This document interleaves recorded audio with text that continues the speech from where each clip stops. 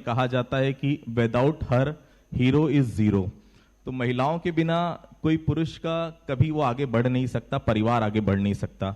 लेकिन महिला के पास दोहरी जिम्मेदारी होती है, एक जिम्मेदारी अपने परिवार की होती है, एक जिम्मेदारी, चूंकि अब विधायक आप हैं, आम जनता के प्रति, उस पूरे क्षेत्र के प्रति आपकी जिम्मेदारी है। किस तरह से इस जिम्मेदारी का निर्वहन करते हुए आप यहाँ तक पहुंची हैं? बिल्कुल, सबसे पहले आप सबको अंतर्राष्ट्रीय महिला दिवस की बहुत बहुत शुभकामनाएं और बधाई देती हूँ।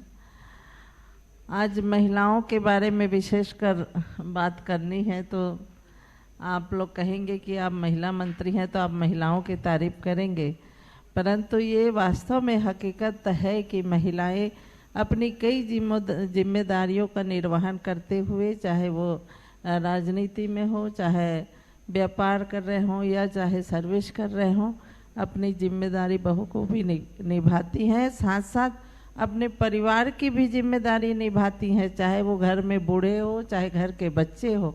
बड़ों की भी क्या ज़रूरत है उनको भी समझती है, बच्चों की ज़रूरत क्या है उनको भी समझती है। संघर्ष तो करना पड़ता है महिलाओं को कि हर जगह उन्हें संघर्ष का सामना करना पड़ता है, पर वो उसको कठिनाइयों को भी पार करके वो अपनी कार्य का निर्वहन सफलतापूर्वक करती। एक महिला जब इस जगह पर पहुंचती मैम, तो क्योंकि आपका परिवार भी, अगर मैं बात करूं तो पारिवारिक पृष्ठभूमि भी राजनीतिक रही है, आपके घर से भी विधायक वहां पर रहे हैं। सर का जिक्र मैं करूंगा क्योंकि बहुत अच्छे संबंध थे सर से, मैं कई बार मुलाकात होती थी उनसे। काफी बड़ा एक जीवन में एक खालीपन है सर के जाने के बाद, लेकिन जनता के बीच की जवाबदारियां हमको हर परिस्थिति में निभानी है, चाहे हमारी खुद की पर्सनल लाइफ कैसी भी, क्योंकि एक डेडिकेशन जनता के प्रति है, तभी जनता ने आपको चुनकर वहां से भेजा है। बिल्कुल, मेरा एक परिवार राजनीतिक परिवार है। मेरे चाचा ससुर रहे, मेरे जेठ रहे सभी, और उसी क्षेत्र से सब चुनाव लड़े, परंतु मेरी जो आज यहाँ तक पहुँचने की जो भूमिका है, महत्वपूर्ण भूमिका मेरे पति के थे। भले वो प्रशासनिक अपना दायित्वों का निर्वहन करते रहे, पर अपनी पत्नी को कैसे आगे लाएं, कैसे जनता के बीच में हम लोग प्रस्तुत हुए, और जो सपोर्ट करनी चाहिए। मेरी तो इच्छा नहीं थी कि मैं राजनीति में आऊं, पर मेरे क्षेत्र के लोगों की इच्छा थी कि मैं राजनीति में आऊं, और साथ साथ लोगों की जो मांग के अनुरूप मेरे पति भी साथ देते गए, आगे बढ़ते गए, और उनके मार्गदर्शन में मैं यहाँ तक पहुँची। और मेरे कांग्रेस के सीनियर जितने भी हैं उन लोगों ने भी प्रोत्साहन किए कि हम सब सहयोग करेंगे, आप राजनीति में आओ, और आज मैं यहाँ पर हूँ। महिलाएं निश्चित तौर पर देखिए आगे बढ़ती हैं तो घर का सपोर्ट बहुत जरूरी होता है। बहुत सारी महिलाओं को सपोर्ट मिल पाता है, बहुत सारी महिलाओं को सपोर्ट नहीं भी मिल पाता है, लेकिन मेहनत से यहाँ तक आप सभी पहुंचे हैं, इसलिए आज सभी आपका, जितने लोग यहाँ पर, उनका सम्मान भी हम करेंगे। मैम, चूंकि एक बड़ा गंभीर विषय है, उस तरफ मैं आपका ध्यान आकर्षित करना चाहता हूँ। छत्तीसगढ़ में महिलाओं को बहुत दो चार होना पड़ता है जब नशे की बात आती है, शराब की बात आती है। ये वो सब्जेक्ट है जिससे हर महिला, चाहे वो मिडिल क्लास हो, अपर मिडिल क्लास हो या लोअर क्लास हो, उसको कहीं ना कहीं इफेक्ट होती है उसकी जिंदगी में। नशा मुक्ति एक बड़ा अभियान भी था आपकी सरकार की तरफ से। अब चूंकि नशा मुक्ति के लिए समाज कल्याण विभाग लगातार आगे आ रहा है, नशा मुक्ति के लिए क्या क्या प्रयास जो है वो विभाग के द्वारा किए जा रहे हैं? बिल्कुल, हमारी सरकार की भी मंशा है कि नशा मुक्त हो हमारा छत्तीसगढ़, और इसमें हमारे विभाग की बहुत महत्वपूर्ण भूमिका है, और हमारे विभाग को ही इसकी जिम्मेदारी दी है कि नशा मुक्ति करने के लिए क्या क्या उपाय करेंगे। हम केंद्रीय उसके माध्यम से, आपके बैनर पोस्टर के माध्यम से, ब्रोशर के माध्यम से, चाहे पम्पलेट के माध्यम से हो, दीवारों में, पंचायतों में लिखवा के राइटिंग, उससे उनका प्रचार प्रसार करें, और जनमानस के माध्यम से, जैसे भारत माता वाहिनी का गठन हुआ है, उन लोगों के माध्यम से हम लोग हर ग्राम पंचायत में उनका प्रचार प्रसार कर रहे हैं।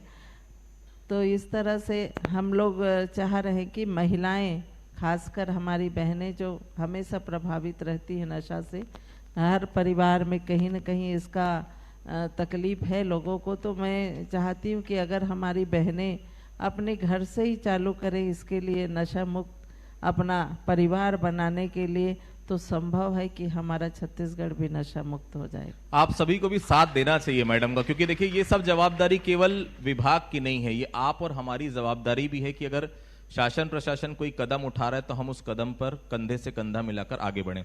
एक सवाल मेरा था मैम कि समुदाय विशेष का भी क्या इसमें सहयोग मिल रहा है नशा मुक्ति के लिए, क्योंकि गांव में स्थितियां खराब हैं, उसके लिए क्या प्रयास किए जा रहे हैं? बिल्कुल, हम लोगों ने कुछ ग्राम पंचायतों को, जैसे 10 ग्राम पंचायतों को पहले टारगेट रख कर वहाँ के पंचायत के माध्यम से, और खासकर गांव के जो प्रबुद्ध लोग हैं, महिलाएं हैं, वो चाहती भी हैं कि हमारा गांव नशा मुक्त हो, तो हम लोग प्रचार, नुक्कड़ नाटक के सभा लेके पंचायतों में हम लोग इस तरह का कार्यक्रम कराएंगे ताकि हमारे जो युवा पीढ़ी है या वहाँ की माताएं हैं वो उनसे प्रभावित हो और हमारे साथ लग जाएं, जिससे जनमानस का भी सहयोग मिलेगा। इस सहयोग से हमारा विभाग भी इस काम में बड़ा सफलतापूर्वक कर लेंगे और सरकार की भी जो इच्छा है वो भी पूरी हो जाएगी। जितना मैं मैडम के बारे में जानता हूं, पर्सनल हर गांव में जाती हैं, लोगों से बातचीत करती हैं, तो सुझाव अगर आपके मन में भी कुछ हो कि नशा मुक्ति के लिए हम कोई सुझाव दे सकें तो निश्चित तौर पर मैडम को आप सुझाव जरूर दीजिएगा। विभाग के कार्यक्रमों की अगर बात करूं कि कोई नशा पीड़ित व्यक्ति है या अगर है नशा छोड़ना चाहता है तो उसके लिए कोई विशेष कार्यक्रम आप लोग चलाते हैं? बिल्कुल, अभी नशा मुक्ति केंद्र हम लोग के यहाँ राजनांदगांव, दुर्ग, बिलासपुर और रायपुर में नशा मुक्ति केंद्र है। हम लोग वहाँ उन्हें शिफ्ट भी करते हैं, उनकी देखभाल और इलाज की भी हमारे विभाग के माध्यम से किया जाता है। और हम लोग चाह रहे हैं कि अगर वो व्यक्ति नशा छोड़ने के इच्छुक हो तभी वो वहाँ उनको वो काम आता है वो सेंटर, नहीं तो अपन ज़बरदस्ती भी नहीं कर सकते किसी को। अगर इच्छा है उनकी तो हम लोग अपने विभाग के माध्यम से, सहयोग से उनकी पूरी इलाज वहाँ कराते हैं, उनकी ट्रीटमेंट चलता है। अच्छा होने के बाद कई लोग घर भी गए हैं अभी। तो इस तरह का योजना है हमारी सरकार का। आने वाले समय में और जिलों में भी हम लोग इस तरह करेंगे कार्रवाई। चूंकि यहाँ महिलाएं बैठी हैं और चूंकि आज महिलाओं का ही दिन है, महिलाओं के लिए महिला बाल विकास ऐसी कौन सी स्कीम चलाती? क्योंकि मैम जितनी भी महिलाएं यहाँ पर बैठी हैं समाज में सबने अपना विशेष स्थान बनाया है आज, इसीलिए इस कार्यक्रम में ये सब मौजूद हैं। बहुत काम किया है इन लोगों ने सामाजिक संगठन के माध्यम से, एनजीओ के माध्यम से इन लोगों के लिए, क्योंकि इनके पास ऐसे बहुत सारे लोग आते हैं जिनकी मदद करना चाहती हैं। हर किसी की मदद इंसान कर भी नहीं सकता, लेकिन फिर भी क्या समाज कल्याण विभाग या महिला बाल विकास की कोई ऐसी योजनाएं हैं जिनसे ऐसी महिलाओं की भी जैसे ऋण हम उनको दे पाएं, या ऐसी कोई योजनाएं हैं जिनके जरिए हम उनकी मदद कर पाएं?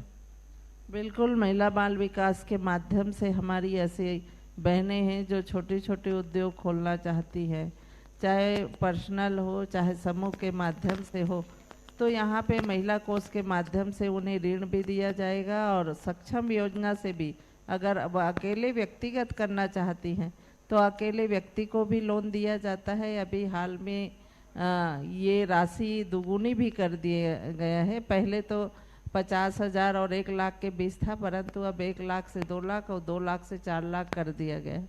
तो ये योजना हमारे विभाग की बहुत अच्छी योजना है और जो हमारे उद्यमी महिला हैं, छत्तीसगढ़ की महिला वैसे भी बहुत कुशलतापूर्वक हर काम को करती हैं, तो उनके लिए योजना बहुत है और बहुत कम प्रतिशत में हम लोग ये लोन देते हैं। मेरे साथ यहाँ पर कुछ थर्ड जेंडर के भी लोग हैं। मुझे बहुत खुशी हुई मैम जब वो पुलिस की वर्दी में मुझे नजर आई।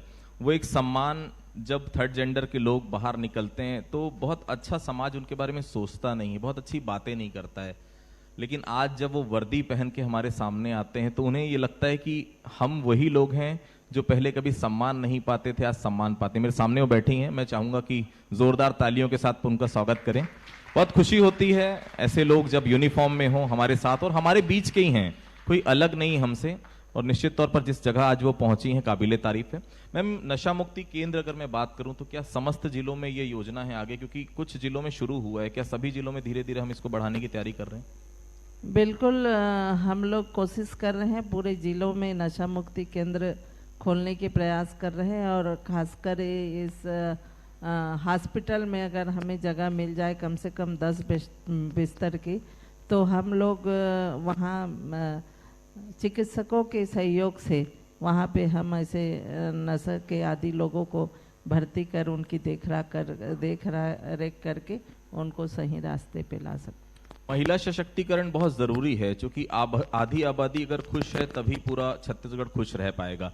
महिला सशक्तिकरण के लिए क्या योजनाएं हैं, क्योंकि महिलाएं सब बैठी, इन्हें अपने अधिकार भी पता होना चाहिए, इन्हें जानकारियां भी होनी चाहिए। थोड़ा सा इस विभाग की योजना के बारे में बताएंगे। बिल्कुल, महिला बाल विकास क्या हमारी सरकार की भी प्राथमिकता है कि महिलाओं को उनकी ज़रूरत के हिसाब से या उनको आगे बढ़ने के लिए हमारे मुख्यमंत्री जी ने कई योजनाएं चलाएं। आप लोग ग्रामीण क्षेत्र में देख रहे होंगे गौठानों के माध्यम से हमारी महिलाएं कहां से कहां पहुंच गई हैं। उसी तरह से अगर वो चाहे कि कुछ भी करने की अगर उनमें जज्बा है तो हमारा विभाग भी सहयोग कर रहा है और मुख्यमंत्री की ओर से, शासन की ओर से भी बिहान योजना है जो महिलाओं के लिए, वो बहुत अच्छी योजना है। उसमें भी हमारी बहनें बहुत काम कर रही। आप लोग देख ही रहे होंगे मेला मढ़ाई में सारी बहनें जितने बिहान के माध्यम हो या हमारे महिला कोष से लोन लेके जो काम चालू किए हैं, चाहे साबुन बनाने का काम हो, चाहे कपड़े उत्पादन का काम हो, चाहे गुलाल बनाने का, चाहे ऑर्गेनिक खेती का काम कर रहे हो, सभी महिलाओं ने बहुत बढ़िया अपना वो उत्पाद के प्रदर्शन कर रही हैं। तो ये हमारी सरकार की सहयोग है और हम सब उनके साथ, हमेशा हमारी महिला बहनों के साथ हमारी सरकार खड़ी है। जब भी उन्हें कुछ करना है या काम करना है तो उसमें हम सब सहयोग करेंगे। सक्षम योजना क्या है मैम, क्योंकि ये सक्षम योजना मैंने भी बहुत ध्यान से नहीं सुना है, क्या है पूरी योजना ये? सक्षम योजना व्यक्तिगत, अगर अकेले व्यक्ति कुछ काम करना चाह रही हूँ, अकेले हमारी बहनें काम करना वो सक्षम है उस काम करने के लिए, तो वो योजना में हम लोग ये लोन देते हैं। पहले इस योजना में हम लोग 6% ब्याज में लोन देते थे, परंतु तीजा के समय जब मैं मांग रखी मुख्यमंत्री के पास तो वो घटाकर 3% कर दिए हैं। तो व्यक्तिगत है वो लोन, हम लोग व्यक्तिगत देते हैं, व्यक्तिगत व्यक्ति उसको कर सकते काम।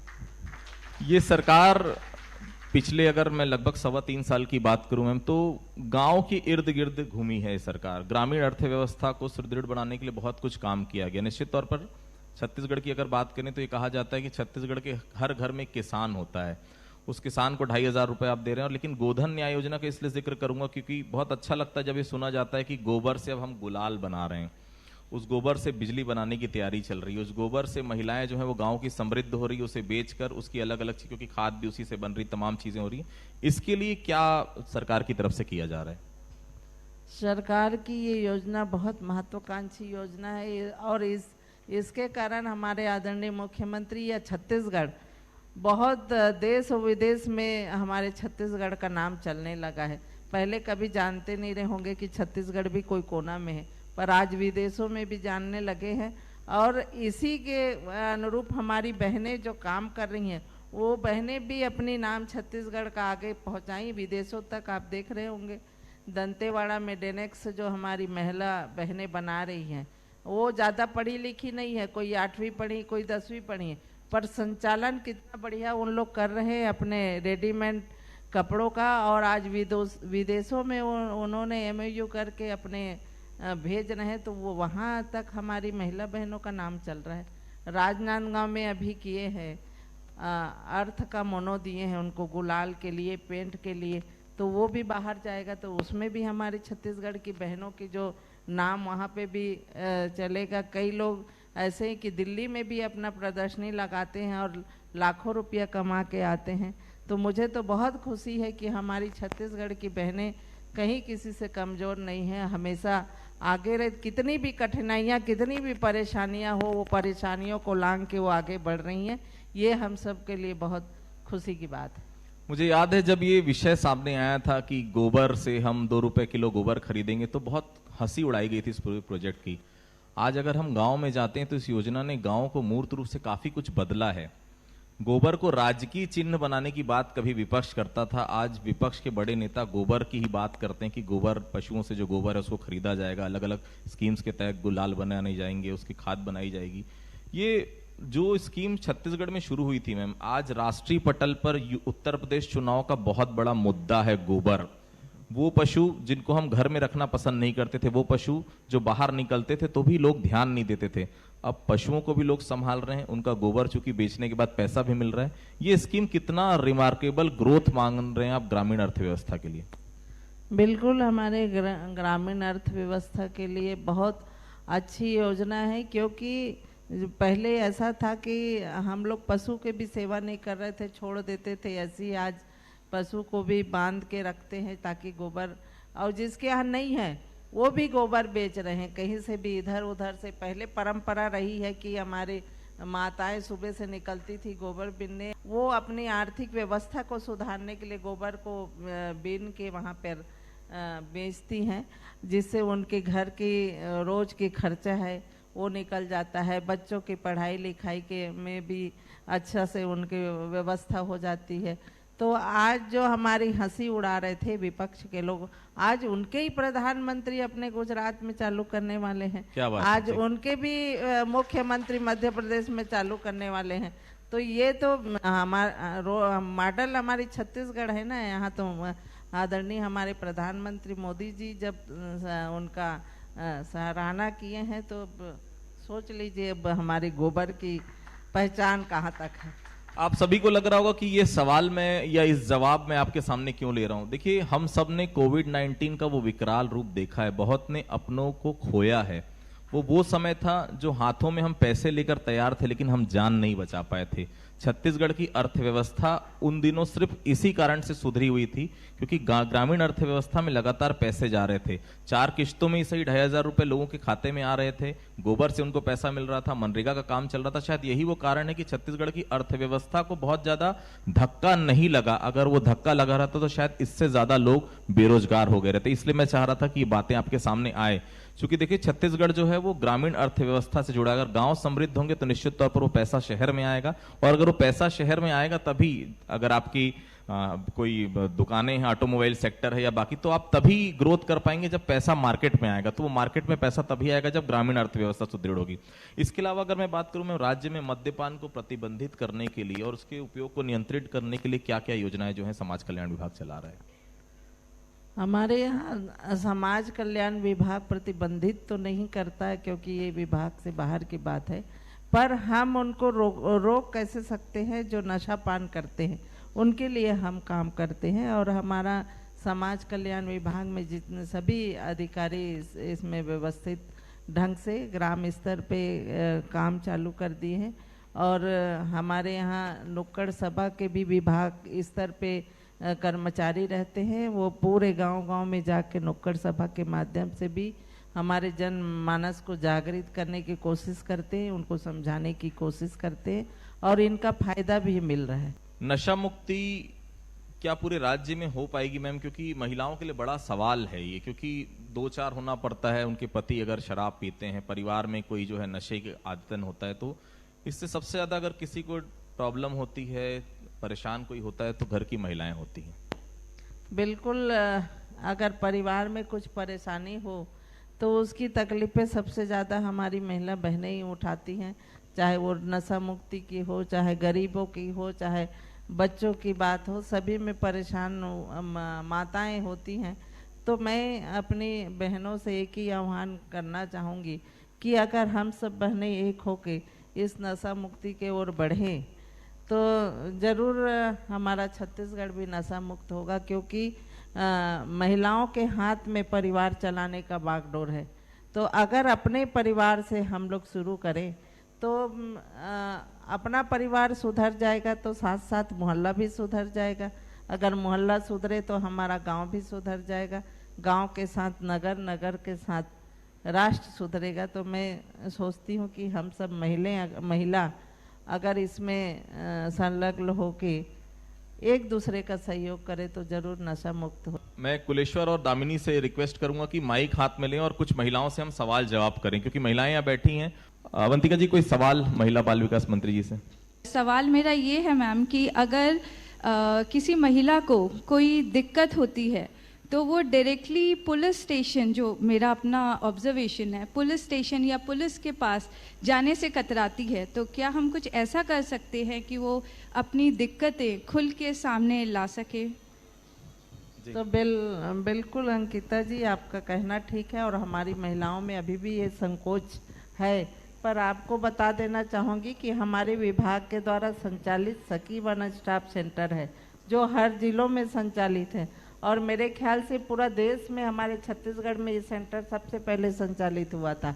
तो उसमें हमारी महिला निसंकोच जा सकती है। जैसे गांव मन में महिला संगठन है तो हमारे शहर में भी बहुत नशा ज्यादा हावी है, तो ओकर संबंध में भी महिला मोहल्ला मन में महिला मन के संगठन बनाया जाए। जैसे पहले गुलाबी गैंग चला थी, सभी बैठ गए हैं, तो वैसे महिला भी मतलब संगठन बना के और फिर से चालू करे ताकि नशा में थोड़ा सा मुक्ति मिले महिला मन ला। यही कहना चाहता हूँ आपसे। हाँ बिल्कुल, हम आपके बात ला ध्यान देबो और प्रयास करबो कि हर वार्ड में इस तरह के महिला मन के समूह होना चाहिए जेला नशा मुक्त में आप मन के सहयोग मिले।